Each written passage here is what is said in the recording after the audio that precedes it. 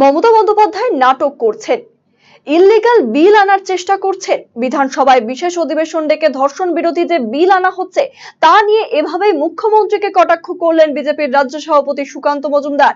পাশাপাশি তিনি জানালেন, পুলিশ যেভাবে গণতান্ত্রিক আন্দোলনে দমন পীড়ন চালাচ্ছে তা একেবারে কাপুরুষোচিত কাজ, মেনে নেওয়া যায় না।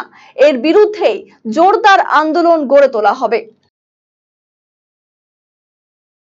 দেখুন, প্রথম কথা হচ্ছে মমতা বন্দ্যোপাধ্যায় নাটক করছেন, ইললিগাল বিল আনার চেষ্টা করছেন। কেন?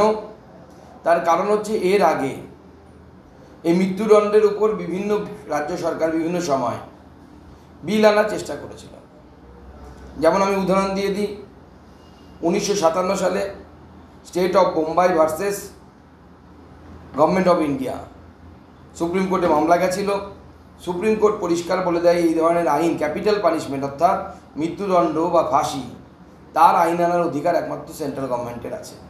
দ্বিতীয় হচ্ছে কোনো আইন, কোনো সরকার, রাজ্য সরকার এই ধরনের ক্রিমিনাল অফেন্সের ক্ষেত্রে সর্বোচ্চ শাস্তির আইন আনতে পারে না।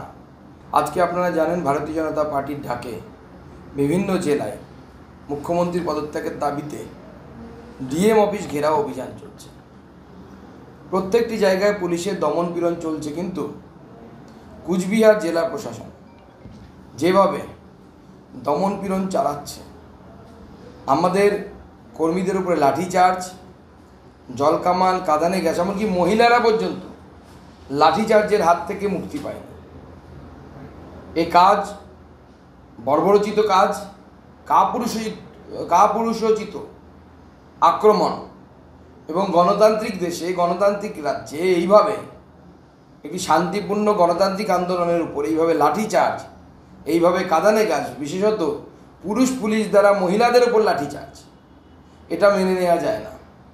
যদি কুচবিহার প্রশাসন ভেবে থাকে, কুচবিহারের ডিএম ভেবে থাকেন, যিনি মমতা বন্দ্যোপাধ্যায়ের অত্যন্ত চটিচাটা, তিনি যদি ভেবে থাকেন যে কুচবিহারের যে গুন্ডা বিধায়ক এবং মন্ত্রী, তার কথায় তিনি উঠবেন, বসবেন এবং বিধায়ক তাকে বাঁচিয়ে দেবে, সেটা হতে পারে না। আমরা তার বিরুদ্ধে প্রয়োজনে আগামী দিনে আরও বৃহত্তর গণতান্ত্রিক আন্দোলন শুরু করব। প্রয়োজনে আমরা আদালতেরও শরণাপন্ন হব। জবর সেল ঘোষলা এবার এলো সেল, দারুণ সেল, বিগেস্ট সেল। টিভিতে ডিল, মোবাইলে ডিল, ফ্রিজেতে ডিল, সবেতে ডিল। আসছে সিটিজ biggest cost to cost offer only at Khosla electronics, আপনার নিজের দোকান, টিএনসি অ্যাপ্লাইড। খোসলা ইলেকট্রনিক প্রাইভেট লিমিটেড, ঠিকানা মোহনবাটি বাজার, রায়গঞ্জ জেলা আদালতের বিপরীতে।